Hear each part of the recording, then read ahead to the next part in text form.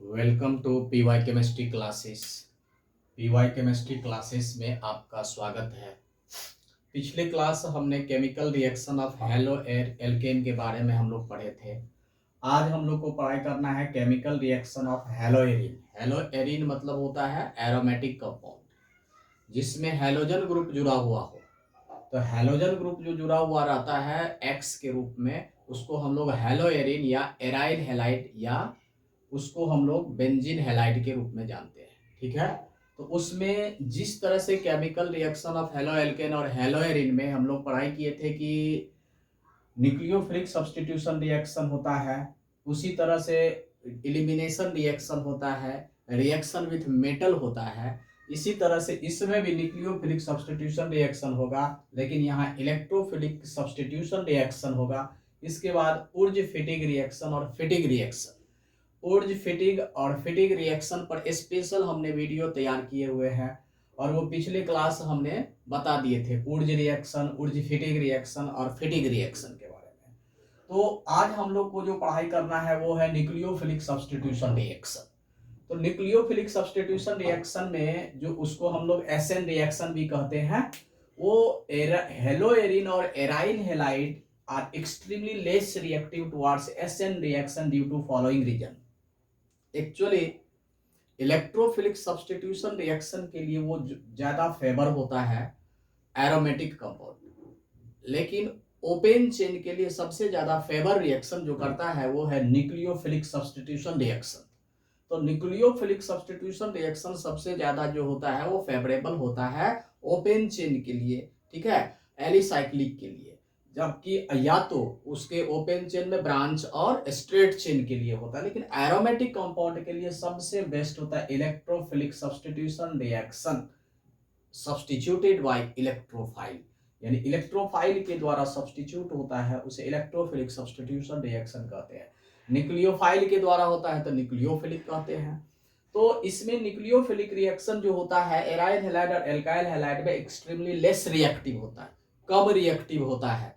इसके पीछे रीजन है कि इसमें रेजोनेंस इफेक्ट पहला, क्योंकि वो रेजोनेंस करके डिलोकलाइजेशन ऑफ इलेक्ट्रॉन या पाई इलेक्ट्रॉन को डिलोकलाइज करके तब रिएक्शन करता है, तो ये इफेक्ट एक कारण है। दूसरा डिफरेंस इन हाइब्रिडाइजेशन। हम लोग जानते हैं कि कोई भी एरोमेटिक कंपाउंड होता है तो उस एरोमेटिक कंपाउंड में sp2 हाइब्रिडाइजेशन होता है। तो डिफरेंस इन हाइब्रिडाइजेशन यानी हेलोएरिन हो गया, तो उसमें sp2 हाइब्रिडाइजेशन के कारण भी ये ऐसा होता है। थर्ड इसमें जो है इनस्टेबिलिटी ऑफ फिनाइल केटायन। जब भी हम लोग इसको तोड़ेंगे तो केटायन नहीं, ये एनायन बनाएगा। क्या बनाएगा? क्योंकि लोन पेयर इलेक्ट्रॉन इसके पास रहता है, ये रिजोनेंस करके इसको देगा तो ये इसको देगा, तो इस पर क्या होगा? एनायन बनाएगा, माइनस के रूप में यहाँ पर चार्ज बन जाता है। ठीक है, माइनस के रूप में चार्ज बन जाता है, तो इसका मतलब होता है कि इस पर जो है वो चार्ज कैसा आ जाएगा? माइनस आ जाएगा। तो फिनाइल केटायन का इनस्टेबिलिटी कहा जाता है। दूसरी बात है कि पॉसिबिलिटी ऑफ, नेक्स्ट जो होगा वो पॉसिबिलिटी ऑफ रिपल्सन होगा। यहाँ पर रिपल्सन, रिपल्सन होने की कैपेसिटी रखता है इसमें। क्यों? क्योंकि सेम चार्ज आ जाता है। हम लोग जानते हैं कि न्यूक्लियोफाइल में माइनस चार्ज होता है और यहाँ पर रेजोनेंस के बाद माइनस चार्ज होता है, तो माइनस माइनस रिपल्सन हो जाता है। तो ये सब रीजन है हमारा न्यूक्लियोफिलिक सब्स्टिट्यूशन रिएक्शन के लिए, जो एरोमेटिक कंपाउंड के लिए कम रिएक्टिव होता है, बहुत कम रिएक्टिव माना जाता है। ठीक है, तो इसमें कुछ एग्जाम्पल है जो रिएक्शन करता है electro nucleophilic substitution reaction aromatic compound में हाई टेम्परेचर और हाई प्रेशर पर। ठीक है, यानी हाई टेम्परेचर और हाई प्रेशर पर इसका क्या होता है? रिएक्शन किया जाता है। लेकिन रियल में ये क्या है? एक्सट्रीमली लेस रिएक्टिव माना जाता है, एक्सट्रीमली लेस रिएक्टिव इसको माना जाता है। तो अब जैसे देखिए इसमें एग्जाम्पल जैसे हम लोग देते हैं कि जैसे ये क्लोरोबेंजीन है, इस क्लोरोबेंजीन में हम लोग क्या करेंगे? NaOH डालते हैं, OH माइनस हुआ, Na प्लस हुआ, ये निकल जाएगा। लेकिन इसके लिए क्या चाहिए? सिंपली याद रखना है कि यहाँ पर हाई टेम्परेचर चाहिए और उसके साथ साथ हाई प्रेशर चाहिए। टेम्परेचर और प्रेशर हाई चाहिए ताकि ये न्यूक्लियोफाइल एरोमेटिक कंपाउंड के साथ सब्स्टिट्यूट हो सके। न्यूक्लियोफाइल क्या करे, एरोमेटिक कंपाउंड के साथ सब्स्टिट्यूट होकर के NaCl का फॉर्मेशन करता है, यानी NaCl का निर्माण करता है। ठीक है, तो ये एक एग्जांपल हुआ जिसको हम लोग कहते हैं क्लोरो बेंजीन, जिसमें ये माइनस है, माइनस क्या है, न्यूक्लियोफाइल है, इसके द्वारा सब्स्टिट्यूट होता है और क्लोरीन को रिप्लेस करके OH जुड़ जाता है, जिससे क्या बनाता है, फेनॉल बनाता है, जिससे फेनॉल का निर्माण होता है। अब इसके बाद देखिए नेक्स्ट इसका एक और एग्जांपल है, एक दो चार। तो इसमें नेक्स्ट एग्जांपल जैसे हम लोग लेकर के चलते हैं, और कि जैसे मान लिया जाए कि 4 नाइट्रो या 4 क्लोरो नाइट्रोबेंजीन, जिसको हम लोग कहते हैं पारा क्लोरो नाइट्रोबेंजीन, यानी ये एरोमेटिक कंपाउंड है। तो 1 2 3 4, तो इसको कहेंगे 4 क्लोरो नाइट्रोबेंजीन। इसमें भी NaOH डालेंगे हाई टेम्परेचर और प्रेशर पर, तो इसमें भी NaCl निकल जाएगा और यहाँ पर हो जाएगा पारा नाइट्रोफेनॉल, यानी 4 नाइट्रोफेनॉल का निर्माण करेगा। पैरा नाइट्रोफेनॉल यानी 4 नाइट्रोफेनॉल का निर्माण करेगा और उसके साथ साथ NaCl निकल जाएगा। इसके बाद इसी में हम लोग देखते हैं नेक्स्ट एग्जांपल, और इसका आगे का, जैसे ये क्लोरीन है, इसके बाद हम लोग क्या करते हैं, यहाँ पर नाइट्रो ग्रुप डालते हैं और एक यहाँ नाइट्रो ग्रुप डालते हैं, तो ये क्या हो जाएगा, तो उसके आधार पर हम लोग देखते हैं कि इसका डिस्टेंस ज्यादा है, तो यहाँ पर हो जाएगा कि ये मान लिया जाए कि यहाँ 1 लेंगे, ठीक है, या तो यहीं पर 1 लेंगे, तो 1 2 3 4 2 4 डाई नाइट्रो क्लोरोबेंजीन, ठीक है, 2 4 डाई नाइट्रो क्लोरोबेंजीन। अब इसी में हम लोग NaOH भी डालेंगे, NaOH डाल करके इसमें क्या हो जाएगा, OH आ जाएगा और यहाँ पर NO2 आ जाएगा और यहाँ पर भी NO2 आ जाएगा। इसको हम लोग कहेंगे 2,4 dinitrophenol, 2,4 dinitrophenol, 2,4 dinitrophenol. इसी तरह से 2,4,6 के बेसिस पर भी हम लोग इसका रिएक्शन करेंगे, रेजोनेंस करके देखेंगे। तो अब जैसे मान लिया जाए कि यहीं पर 2,4,6 लेकर के चल रहे हैं क्लोरो नाइट, 2,4,6, यहाँ 2 हो गया, यहाँ 4 हो गया, यहाँ पर 6 हो गया, 2,4,6 ट्राई नाइट्रो क्लोरोबेंजीन में हम लोग क्या करते हैं, NaOH डाल करके हीट करते हैं और हाई टेम्परेचर और हाई प्रेशर पर, तो यहाँ पर क्लोरीन Na के साथ निकलेगा, तो यहाँ पर क्या हो जाएगा 2,4,6 try nitrophenol, 2,4,6 try nitrophenol, 2,4,6 try nitrophenol, यानी इसको हम लोग कहते हैं 2,4,6 ट्राई नाइट्रोफिनॉल। तो ये हमारा, और बाकी NaCl निकल जाएगा, बाकी NaCl निकल जाएगा, 2,4,6 ट्राई नाइट्रोफेनॉल का निर्माण करता है। तो ये न्यूक्लियोफिलिक सब्स्टिट्यूशन रिएक्शन था। न्यूक्लियोफिलिक सब्स्टिट्यूशन रिएक्शन रियल में कम रिएक्टिव होता है एरोमेटिक कंपाउंड के लिए, जबकि ज्यादा रिएक्टिव होता है टुवर्ड्स द ओपन चेन के लिए। लेकिन इलेक्ट्रोफिलिक सब्स्टिट्यूशन रिएक्शन सबसे ज्यादा जो होगा वो होता है किसके लिए, तो एरोमेटिक कंपाउंड के लिए। तो इलेक्ट्रोफिलिक सब्स्टिट्यूशन रिएक्शन, यहाँ हेडिंग डालेंगे हम लोग, electrophilic substitution reaction substituted by electrophile, जैसे हेलोबेंजीन और हेलो एरिन जिसको कहते हैं, उसको अगर हम इलेक्ट्रोफाइल के सब्स्टिट्यूट के द्वारा सब्स्टिट्यूट करेंगे तो उसका मेजर प्रोडक्ट होता है पैरा, ऑर्थो पैरा डायरेक्टर होता है। तो hello Erin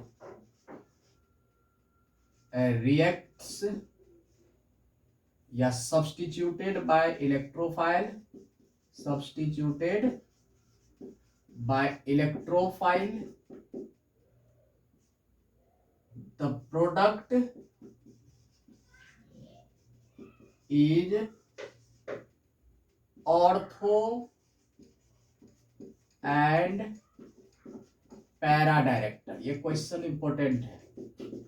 ortho para director होता है कौन सा? हेलो एल्केन हेलो एरिन, जिसमें हम इलेक्ट्रोफाइल के द्वारा सब्स्टिट्यूट करेंगे तो वो क्या हो जाएगा ना, ऑर्थो और पैरा पोजीशन पर ये क्या हो जाएगा कि अपना इलेक्ट्रोफाइल को सब्स्टिट्यूट करेगा, जिसमें क्या होता है para is major product, para is major product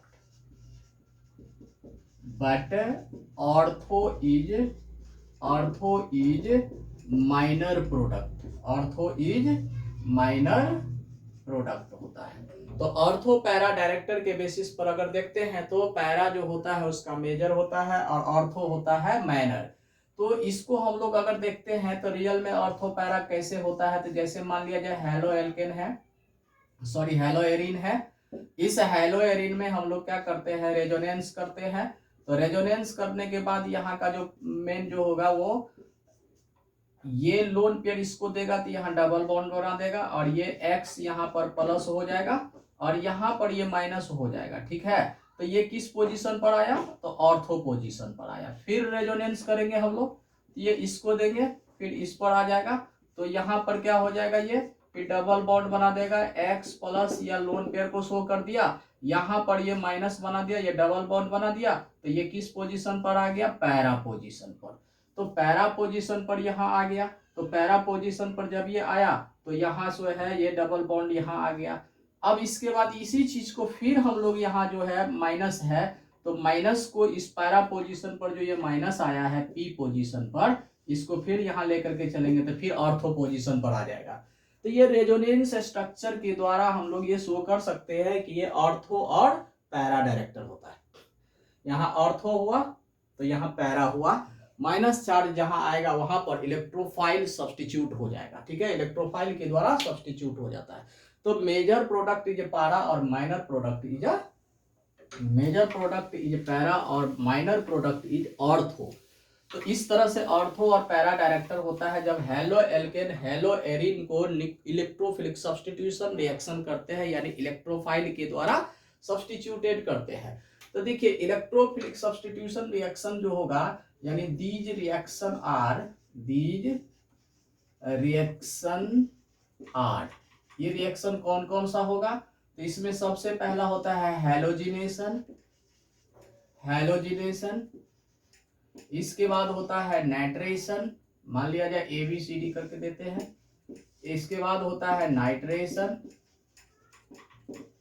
nitration के बाद जो है हमारा सल्फोनेशन,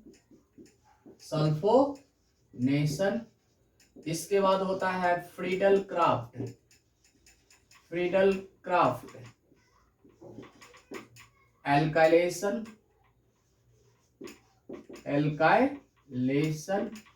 जिसको हम FC एल्काइलेशन के नाम से जानते हैं, ये D नंबर हो गया।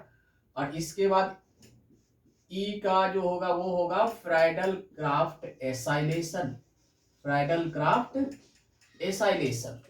तो Friedl craft alkylation, Friedl Crafts acylation, इसमें से नीट्स में क्वेश्चन आया हुआ क्वेश्चन है, बहुत बार क्वेश्चन इस सबसे भी सेट होता है।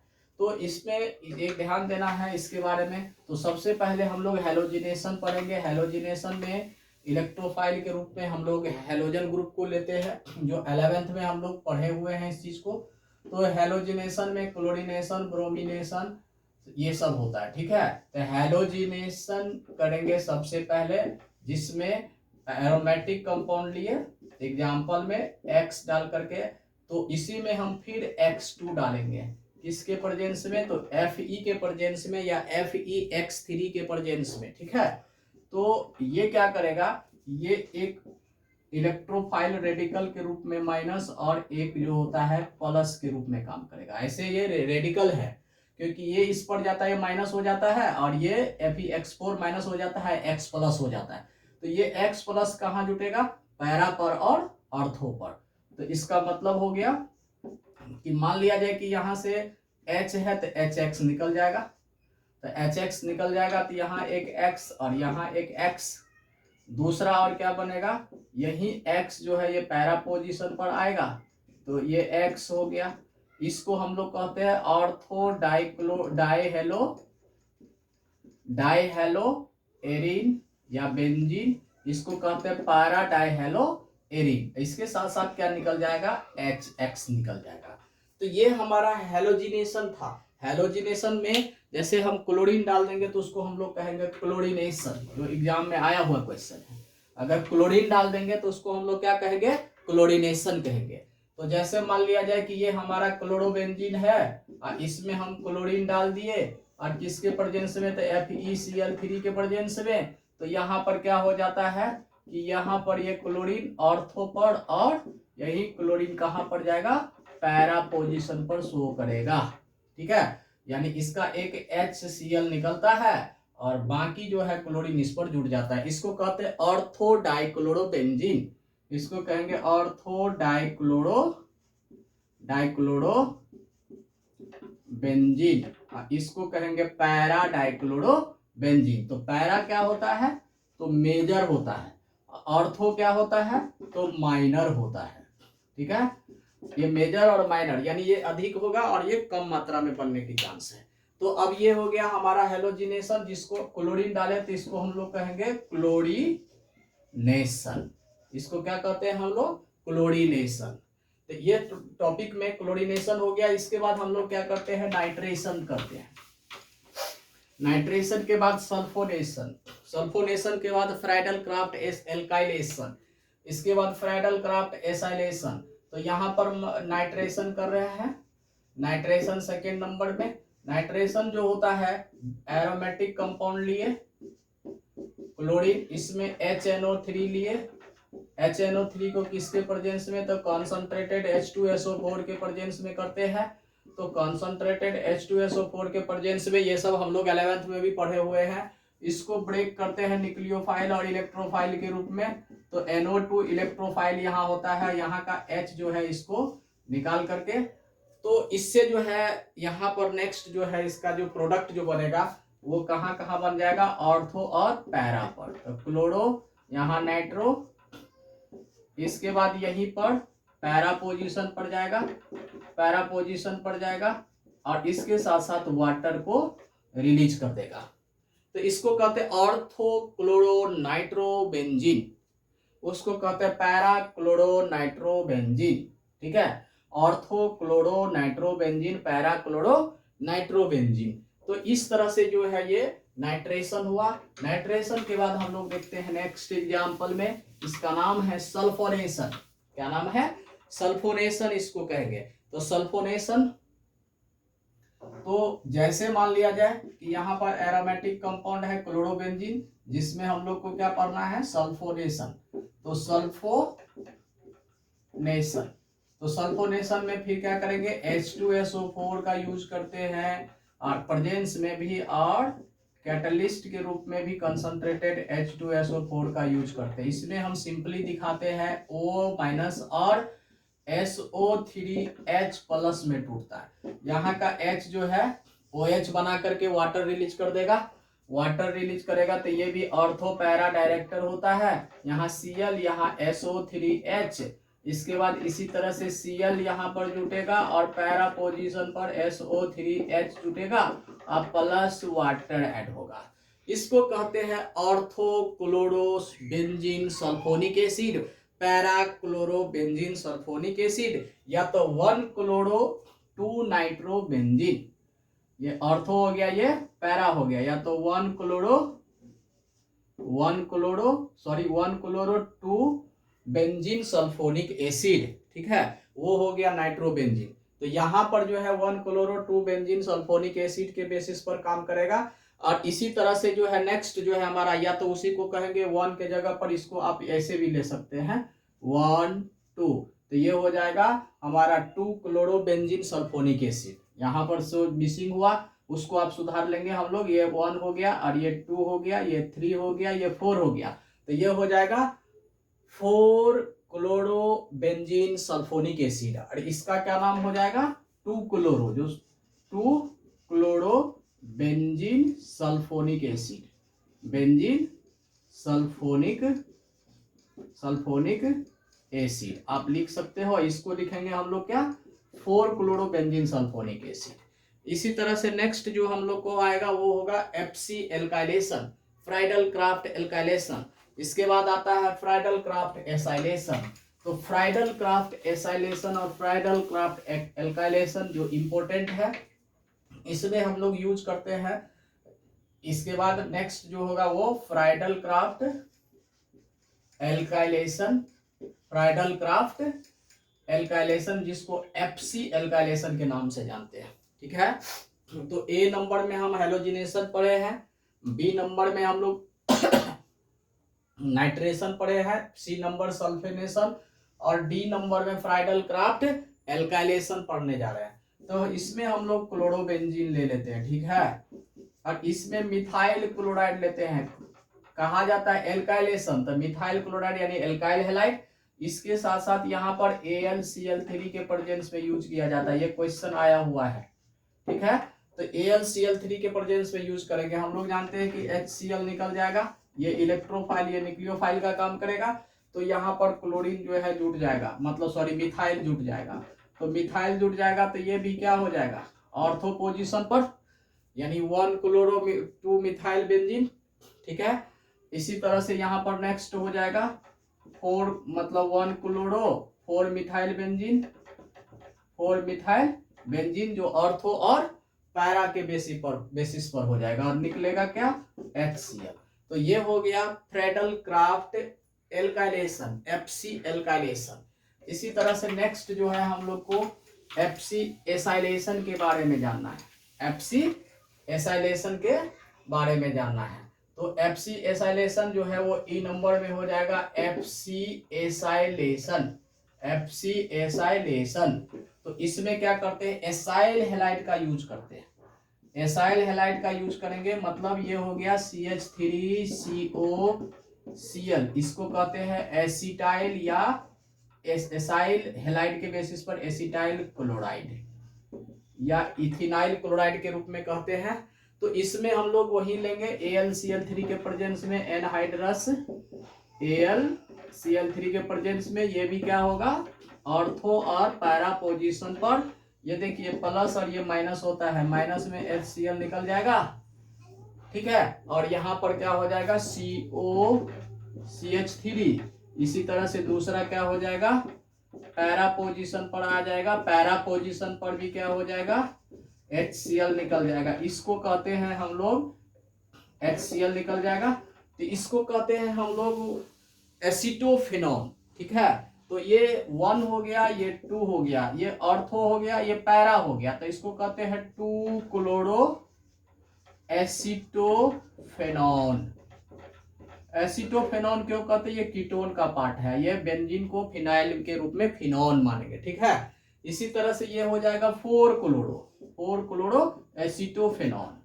तो ये हमारा फ्राइडल क्राफ्ट एसाइलेशन था, फ्राइडल क्राफ्ट एल्काइलेशन था। इस तरह से इलेक्ट्रोफिलिक न्यूक्लियोफिलिक सब्स्टिट्यूशन रिएक्शन पढ़ चुके हैं। उर्ज रिएक्शन, उर्ज फिटिंग रिएक्शन और फिटिंग रिएक्शन के बारे में हमने पिछले वीडियो में, पिछले क्लासेस में हमने देख चुका था। ठीक है, इस तरह से जो है ये हमारा इलेक्ट्रोफिलिक सब्स्टिट्यूशन रिएक्शन या chemical reaction of hello Erin complete हो गया।